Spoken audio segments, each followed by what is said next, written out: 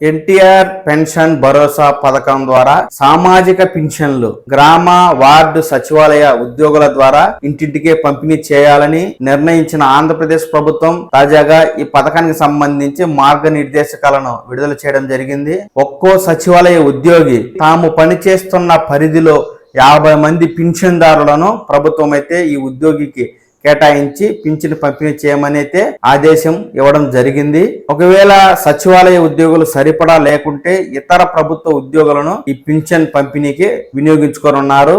ఈ మేరకు ఈ పింఛన్ల పంపిణీకి సంబంధించి అన్ని జిల్లా కలెక్టర్లకు పంచాయతీరాజ్ గ్రామీణాభివృద్ధి ముఖ్య కార్యదర్శి శశిభూషణ్ గారు అయితే ఈ మేరకు మార్గనిర్దేశకాలను విడుదల చేస్తూ ఆదేశాలను జారీ చేయడం జరిగింది. గ్రామ వార్డు సచివాలయ ఉద్యోగులు ప్రతి నెల 1వ తేదీనే ఉదయం 6 గంటల నుంచే ఈ పెన్షన్ పంపిణీ చేపట్టాలని, అదే రోజు అత్యధిక మందికి పింఛన్ పంపిణీ చేయాలని కూడా ఈ మేరకు అధికారులు ఆదేశించడం జరిగింది. 1వ తేదీ మిగిలిపోయిన వారికి 2వ తేదీ పింఛన్లను అయితే పంపిణీ చేయాల్సి ఉంటుంది.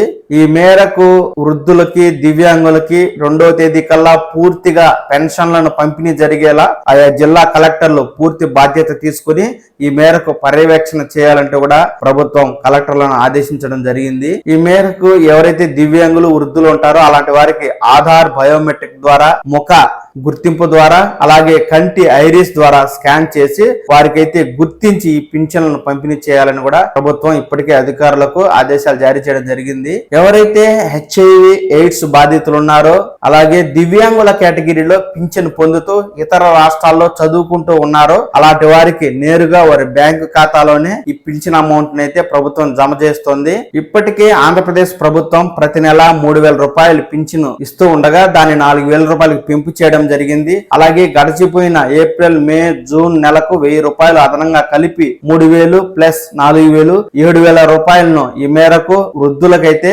జూలై 1వ తేదీన పింఛన్ పంపిణీ కార్యక్రమం జరగనుంది. అలాగే ఈ దివ్యాంగులు కుష్టు వ్యాధిగ్రస్తులకు పెన్షన్ ని 3,000 నుంచి 6,000 రూపాయలకు పెంపు చేస్తున్నట్టుగా కూడా అధికారులు ఇప్పటికే ఉత్తర్వులు జారీ చేసి ఈ మేరకు సామాజిక పెన్షన్లకు సంబంధించి జూలై 1వ తేదీనే పంపిణీ చేయడం కోసం అధికారులు ఇప్పటికే నిధులను కూడా విడుదల చేసినట్టుగా ప్రభుత్వం అయితే తాజాగా ప్రకటన చేస్తూ ఉంది.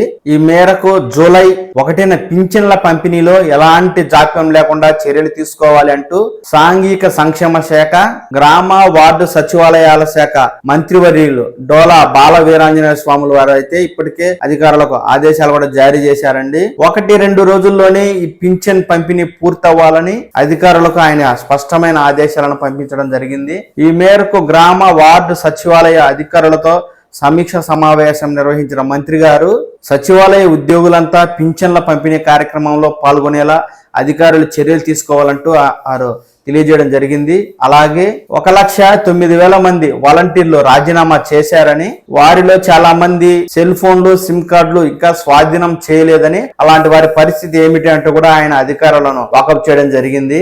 ఈ మేరకు మనకు గ్రామ వార్డు సచివాలయ ఉద్యోగుల ద్వారా ప్రతి గ్రామంలోనూ ప్రతి వార్డులోనూ 50 మంది ఎవరైతే పింఛన్దారులు ఉంటారో అలాంటి వారిని ఉద్యోగులు కేటాయిస్తూ ఈ పింఛన్ పంపిణీ ప్రక్రియ అయితే జూలై 1వ తేదీ నుంచి కొనసాగనుంది.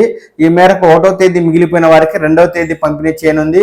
ఈ విధంగా 2 రోజుల్లోనే పింఛన్ మొత్తాన్ని పంపిణీ చేయాలని ప్రభుత్వం అయితే అనుకుంటున్నట్టుగా తెలుస్తోంది. అలాగే మనకు 1 నెల తీసుకునే వారికి 2వ నెల, 2వ నెల తీసుకునే వారికి మొత్తంగా 3వ నెల కలిపి కూడా పింఛన్ ఇచ్చే విధానాన్ని ఆంధ్రప్రదేశ్ ప్రభుత్వం అయితే తీసుకురావడం జరిగింది. గతంలో వైఎస్ఆర్ కాంగ్రెస్ ప్రభుత్వంలో ఏ నెల పెన్షన్ ఆ నెలే తీసుకోవాలి, ఒకవేళ 2వ నెల తీసుకోకుంటే 3వ నెల తీసుకోకుంటే ఈ పింఛన్ అనేది పూర్తిగా క్యాన్సిల్ అవడం అనేది జరిగేది.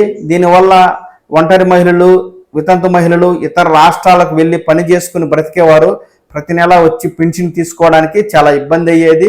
ఆ వచ్చే పింఛన్ వారి బస్ ఛార్జీలకే ఖర్చు అయ్యేది. ప్రస్తుతం తెలుగుదేశం ప్రభుత్వం తీసుకున్న ఈ నిర్ణయం ఈ విధంగా ఇతర రాష్ట్రాలకు వెళ్లి పని చేసుకునే ఒంటరి మహిళలు, వితంతు మహిళలకు ఇది ఎంతో ఉపయోగపడే అంశమని చెప్పక తప్పదు. ఏది ఏమైనా మనకు ఎప్పటిలాగానే ప్రతి నెల 1వ తేదీనే వృద్ధులు, దివ్యాంగులు, ఒంటరి మహిళలు, వితంతు మహిళలకు ఇంటింటికి పెన్షన్ పంపిణీ జరగనుంది.